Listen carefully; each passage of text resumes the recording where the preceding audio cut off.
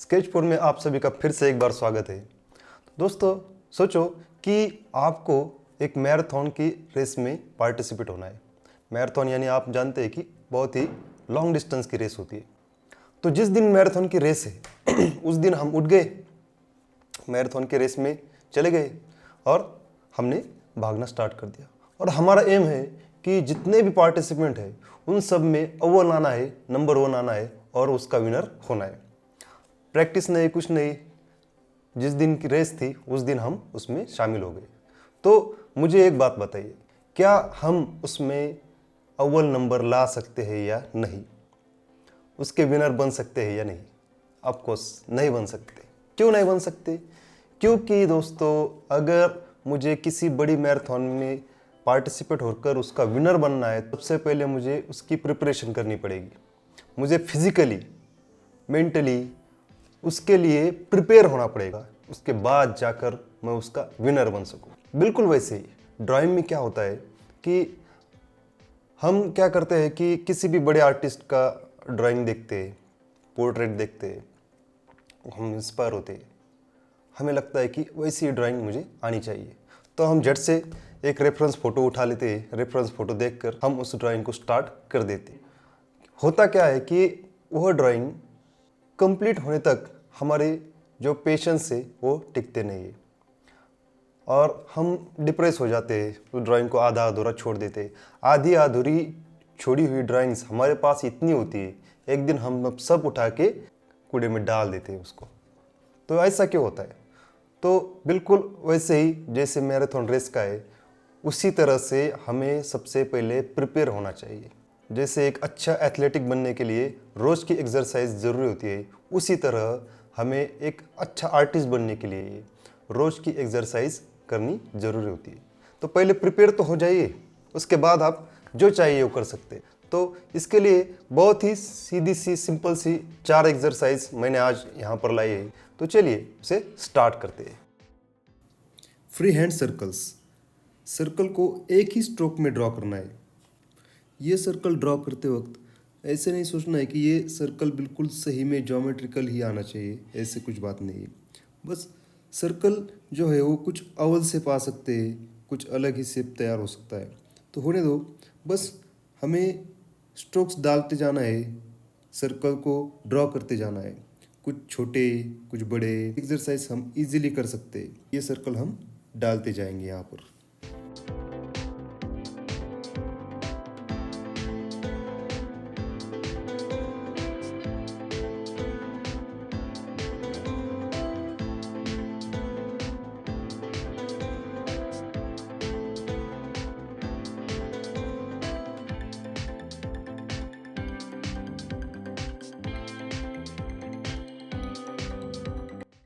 उसके बाद joint dots, 2 dots draw करने हैं और दोनों के बीच में लाइंस ड्रॉ करनी। तो बहुत बार हम वो डॉट्स छोड़ देते हैं, बिल्कुल 2 डॉट्स जहाँ से शुरू करते हैं वहाँ तक वो जाता नहीं, लेकिन रेगुलर एक्सरसाइज हमें करती रहनी चाहिए। इससे क्या होता है कि हमारे जो हाथ है और हमारे जो आइज़ है, उनका जो कोऑर्डिनेशन है वो बनता है। कभी कभी राइट से लेफ़्ट की तरफ और लेफ़्ट से राइट की तरफ, दोनों तरफ से हमें लाइन स्टार्ट करके दूसरे डॉट तक ख़त्म करनी है।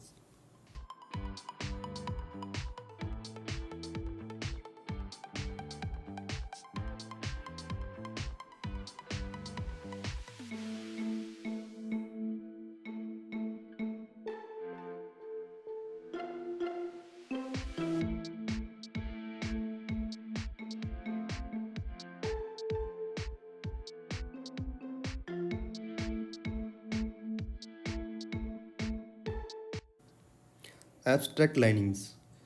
इस लाइनिंग में हमें हाथ और माइंड को दोनों को भी बिल्कुल छोड़ देना है फ्रीली, और सिर्फ लाइंस डालते जाना है।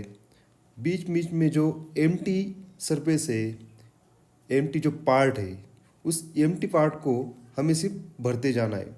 और छोटे छोटे सर्कल्स, छोटे छोटे जो ये ड्राइंग्स आप देख रहे हैं, तो उस ड्राइंग्स को, ओवल्स को हमें सिर्फ डालते जाना है। यहाँ पर हमें ऐसा नहीं सोचना है कि यहाँ पर ऐसी ही ड्राइंग्स आनी चाहिए, यहाँ पर यही शेप डालना है, तो बिल्कुल नहीं। सिर्फ हमें जो एम्प्टी एरियाज़ है उस एम्प्टी एरियाज़ को भरते जाना है और हाथ को एकदम फ्री छोड़कर ये ड्रॉ हमें करना है। इससे क्या होता है, हमारे हाथ को और पेंसिल को एक फ्लो में ड्राइंग करने की आदत लगती है।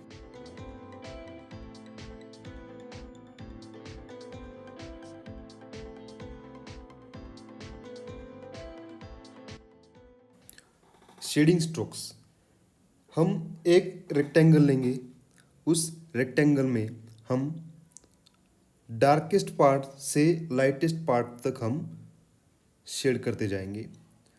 एक ही पेंसिल पर हम कितना प्रेशर डालते हैं उस पर निर्भर रहता है कि ये शेड डार्क होगा या मिडल होगा या लाइट होगा। तो इस रेक्टेंगल में आप देख सकते हैं कि एक साइड पर डार्केस्ट पार्ट है, मिडल में जो मिडल टोन है वो आप देख सकते हैं, और लास्ट में जो ब्राइट है या फिर लाइट पार्ट है वो हम देख सकते हैं। तो यहाँ पर डार्क टोन, उसके बाद मिडल टोन और आखिर में जो लाइट टोन है, ये जो लाइट्स की वैल्यूज़ है जो शेडिंग में आती है, तो उनकी प्रैक्टिस यहाँ पर हम देखते हैं। पेंसिल को हाथ के नीचे पकड़कर हमें पेंसिल के ऊपर का प्रेशर है वो ज़्यादा से कम करते जाना है, और ये जो शेडिंग के जो 3 वैल्यूज़ है वो हमें यहाँ पर देखने को मिलती है।